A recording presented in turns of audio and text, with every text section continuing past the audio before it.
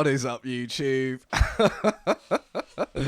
How would you not do a video and not do that? Fucking YouTube wankers. Anyway, what is up, guys? It's your boy Carl here. You're at Studio Snuffbox, because that's the fucking weird name I came up for doing nonsense in my bedroom like I'm 15. Cool, yeah, so this is a video for my boy Carl, who's got the same name as me, and I don't know what I'm even going to do with this yet. I think the easiest way of sending it to you is actually put it on YouTube, which amuses me greatly. Because, I mean, I love watching YouTube. I don't know if I really want to do videos, and I don't know if what I'm doing here is going to be useful or even of a good enough quality, because this is simply for your own educational use. And it is going to be a bit of a ramshackle of an affair. I don't even have a mic stand. I don't know why I don't have a mic stand. I do not have screen recording software. I'm using my iPhone, but I am running it all through my laptop, so let's just see if that works.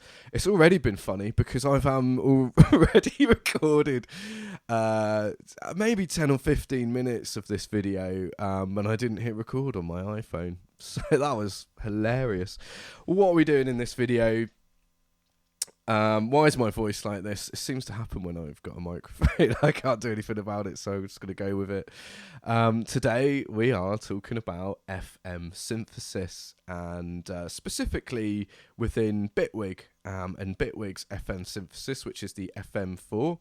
FM standing for frequency modulation, and it is slightly different to standard synthesis, which is subtractive synthesis.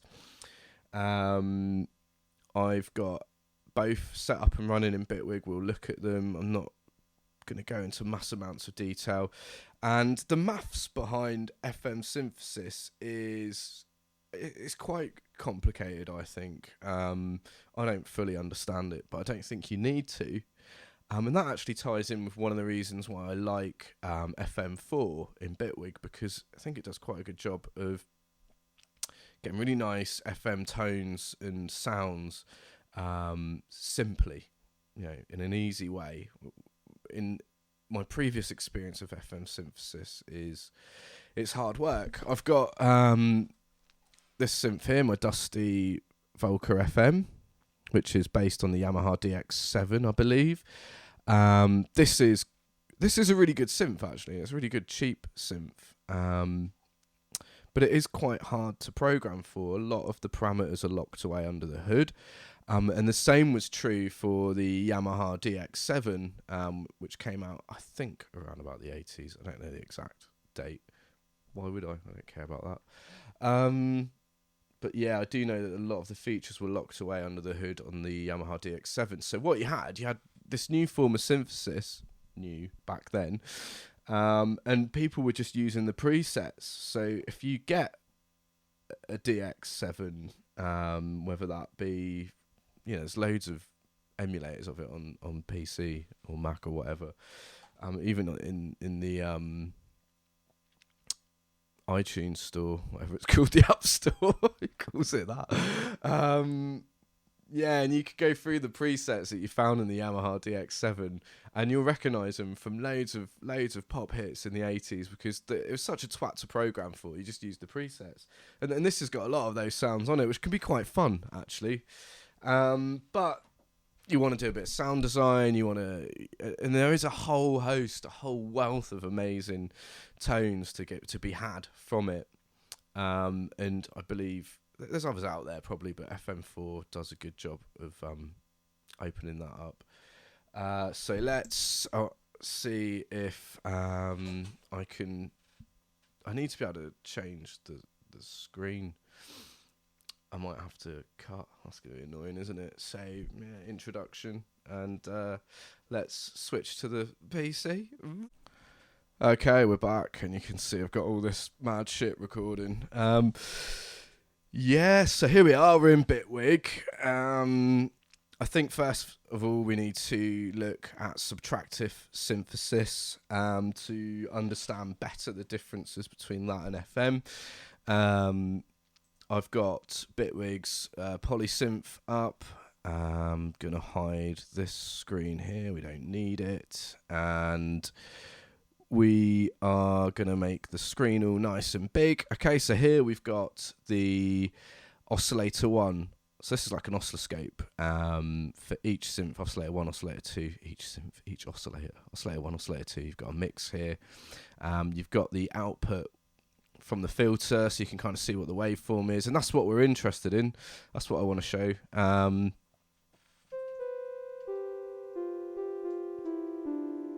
Ooh, it's glassy. Yeah, cool. Okay. So as you can kind of see, even though oscillator 1, which is all I'm on, you see down here, that's the mix between 1 and 2, both, or just 1. I'm only interested in oscillator 1.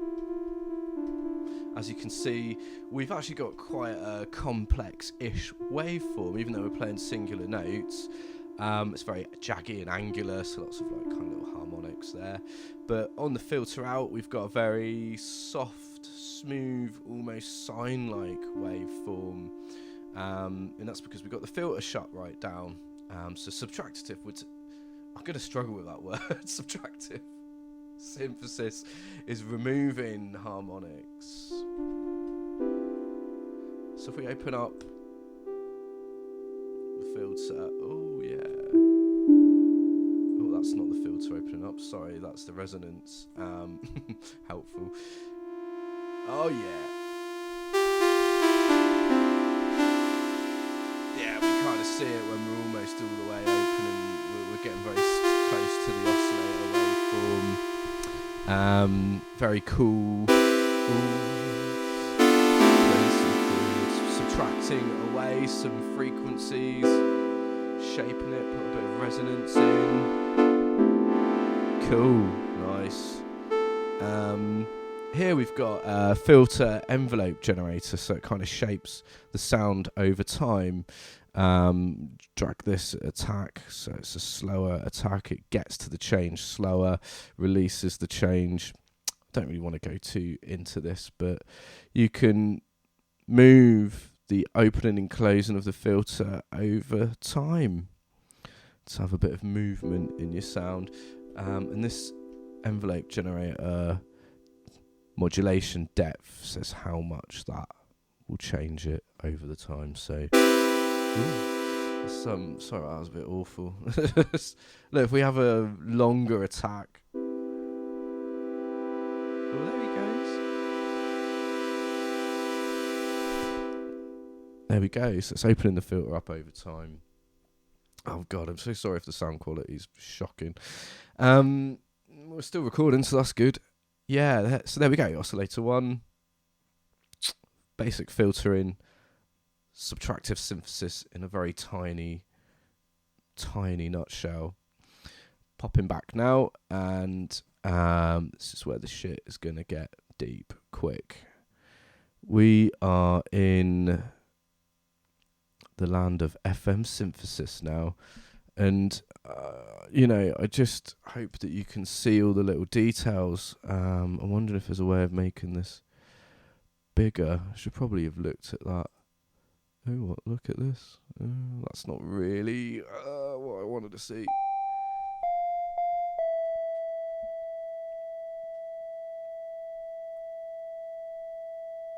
That's mad. We've got some shit going on over time. Wonder if it's not initiated. Might just put a fresh one in. I don't know. No, let's stick with it. Okay, so when we were looking at that polysynth, we had 2 oscillators. Now we've got 4. Okay. And I wonder if I can just zoom. Oh, I can a little bit. That's helpful. So we've got 4 here. Yeah, look at that. That's better, isn't it? It's a bit better anyway. Yeah, well, let's just go with it. So you've got 4 oscillators. Oscillator 1, oscillator 2, oscillator 3, oscillator 4. And you've got this matrix here. So, yeah, cool little mod matrix, which is really what FM synthesis is all about. We can feed these oscillators into each other. So it's like additive synthesis. So instead of taking things away, we're combining waveforms to create richer harmonics. These all, like all FM synths, will generate a sine wave, like a real basic sine wave. We've got oscilloscope here, which is just going from the output. So can you see that is just real basic sine waves. It's very pleasant. One thing I will say with the FM4, it's not like a pure clean synth, which is fine. I'm alright with that. I think it has its own character, but you don't seem to get this pure sine wave. It looks a bit pure there. I've seen it look a bit angular. And you'll see, like, if we play a chord, we've got a more complex wave shape, just because we're adding more of these single tones together. But the magic really comes in here with the mod matrix. So, hold on to your hats. I'll do my best to explain this. You've got 1, 2, 3, 4 across the right, across the top, left to right. You've got 1, 2, 3, 4 going down, top to bottom on the left, and you have got source and then destination. So source across the top, destination across the left there. So 1 to 1, we're feeding oscillator 1 into itself, and I don't actually know what these numbers mean. I don't think it matters. The higher up you get, the more it's feeding it into itself, right? So you start to go up to like 400 mark, and you're getting more modulation.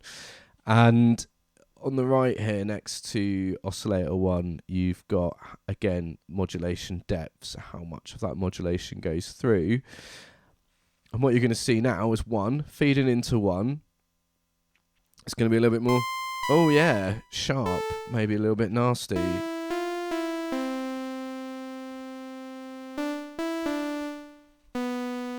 So yeah, literally, noise, and you get into noise quite quickly. Tame it. So there we go, feeding into itself. And what you can start to do is you can start to go a bit mental. Let's drag all that down. We could have 2 feeding into 1, right? So now oscillator 2 is manipulating and modulating oscillator 1. And we'll have it at about 254. And again, we're going to just say oscillator 2 is going to modulate it by that much. So what you're going to see is this. Oh, slightly more complicated waveform. It's quite pleasant, isn't it? Some nice harmonics in there. But there's more to it than that. See these numbers? These are both on 2. They're what the relationship is to each other in terms of their frequency is how I understand it, and it's done in ratios. And this is what I think is really helpful. What have I done there? What have I done? Escape, right. These ratios I think are really helpful because you don't get them in the Volca FM. You just get this. This is hertz, so this is how you're changing the frequency of the waveform, which obviously will change how it affects what it's manipulating. So number 2 is going into number 1. Hear that? Sounds kind of cool. It's sci-fi. It's a little bit, you need to do it by ear to find the relationship, the musical relationship between the frequencies, and that's kind of one reason why it gets complicated. It's complicated because in other synths it's hard to even just get to this bit, and then doing it is hard enough. In Bitwig, if you double click it will reset whatever that parameter is. These ratios make it so much easier. They keep everything in kind of tune, musically pleasant.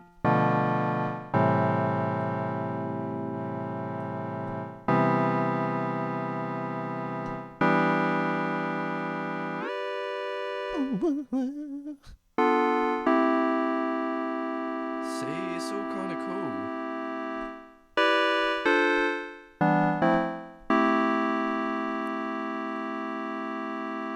Just changing it.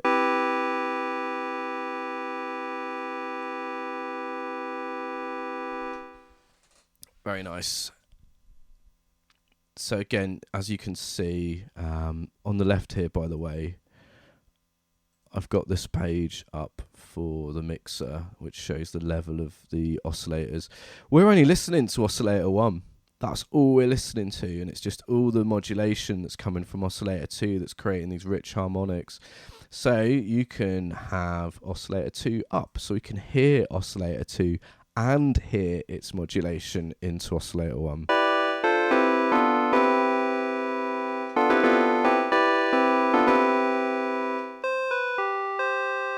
Not bad. We could have 3 go, beg your pardon. We could have 3 go into 2. Why not? Okay, let's just do that. 3 going into 2.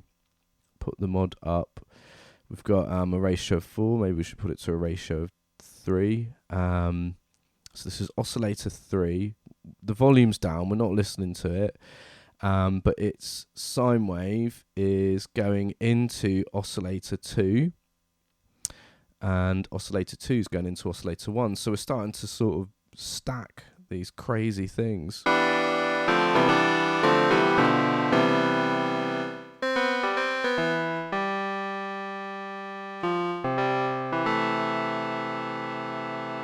don't know, I just think it sounds lush.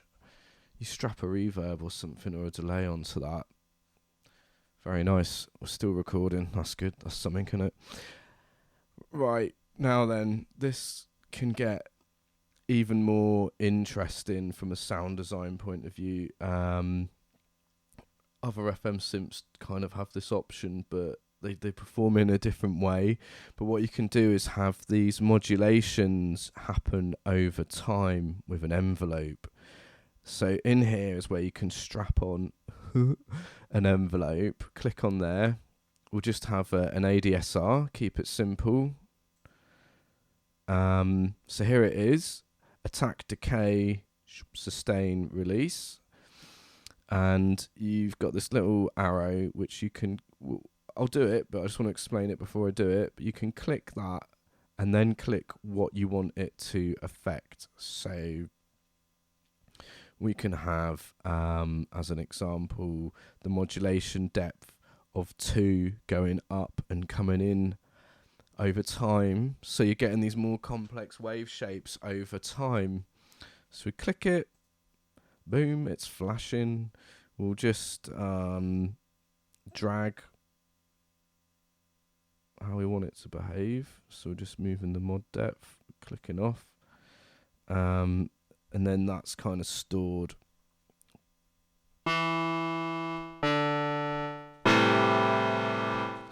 Bit hard to hear right now, but let's click into this arrow and we get control over it. Let's drag the attack, so slower over time, put a bit of release on, might just lower that, and let's just, there we go. It's bringing up that modulation depth over time.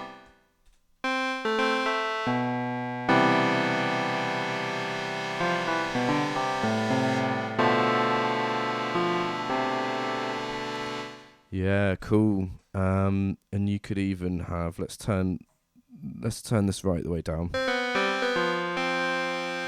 So again, we've gone back to listening to just oscillator 1, and we are going to click this button here. We're going to say we want you to bring the level of oscillator 2 up to here, and click it again to lock it in. And then what we're going to hear is over time, going to bring in that level 2.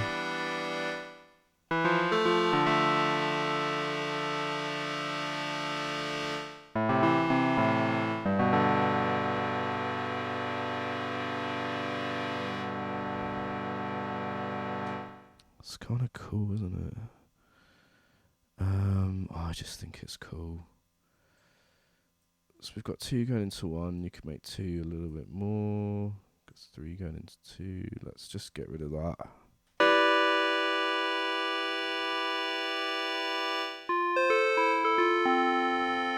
That's a bit better, isn't it?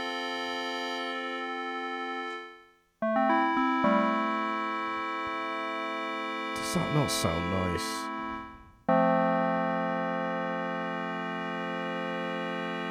I'm only listening to like 2 waveforms here. 2 oscillators, sorry. Yeah. So I was going off a little bit and you couldn't quite see it, but just to the left there is what I was saying with the mixer. So you'll see that this is affecting this. It's bringing up. Oh, look, it even shows you. It's like, oh yeah, mate, I'm over. You click on that and it's like, yeah, I'm on here. Oh, look, and over here as well. It's like, yeah, I'm over there as well. So that's cool. That's what I like that makes FM synthesis really handy, is these relationships, these ratios. Create really musical results very quickly. Well,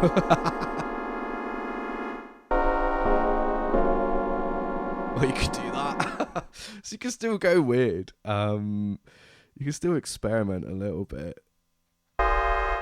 God. I mean, what would it be? 2.5, I suppose.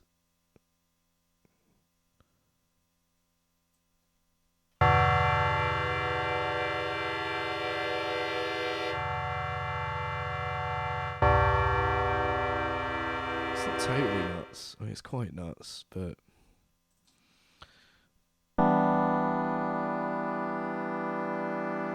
can you see that oscillator 1? OP1. So they're called operators. It's just dripping down. Over here. So, yeah, the reason why you're seeing OP1, OP3, OP2, OP4, or 1, 2, 3, 4, is that in FM synthesis, instead of calling them oscillators, they kind of call them operators. And there's more to it than that. There's operators and there's carriers. And it's just the way that they interact with each other. But the most important thing you need to know is that you can send them into each other using the mod matrix. You can change their frequency, I believe, with the ratios and get some really interesting musical results. You've got this envelope generator here. I mean, you've got all sorts of modulation sources here. This is why Bitwigs great. Right, click on here. Boom, LFO. Okay, mate, let's have an LFO in there. What's that going to change? The mod depth of 5. Let's just go nuts. Let's bring not 5, sorry, 4, idiot. The mod depth of oscillator 4 or OP4. See, I was going mad. We're gonna send 4 into 3, like so. Let's bring up the level of 3. This,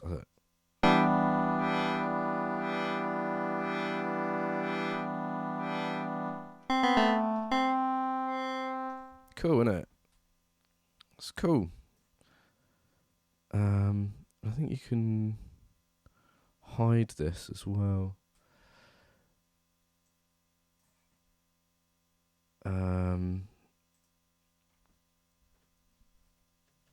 Just why wouldn't you? Let's finish off with a reverb.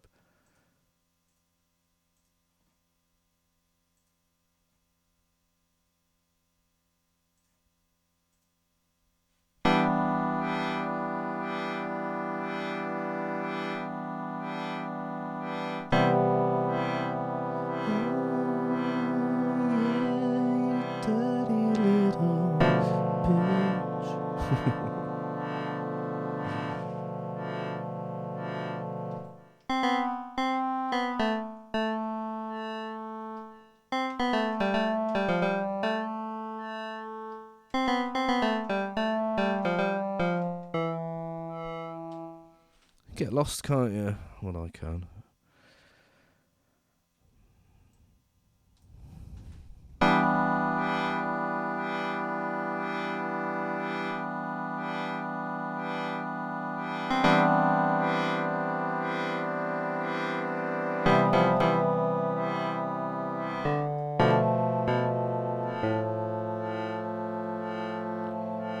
did play a few bum notes there, but I'm trying to hold a mic. This is what I was talking about. You can kind of see the operator one. See how it's just dripping down? It just bleeds, that one on the left there, because the modulation that's coming in over time. It's nice, isn't it? It's so nice. So I guess that kind of concludes it. I'm going to finish off there.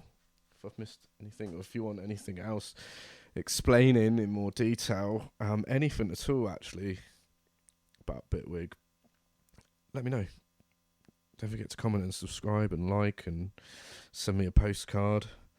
I almost forgot. Just want to thank our sponsor. Yeah, look at that. Kong Naturals Premium Catnip. Yeah, catnip to get your cat dicked. Premium quality, the Kong shit.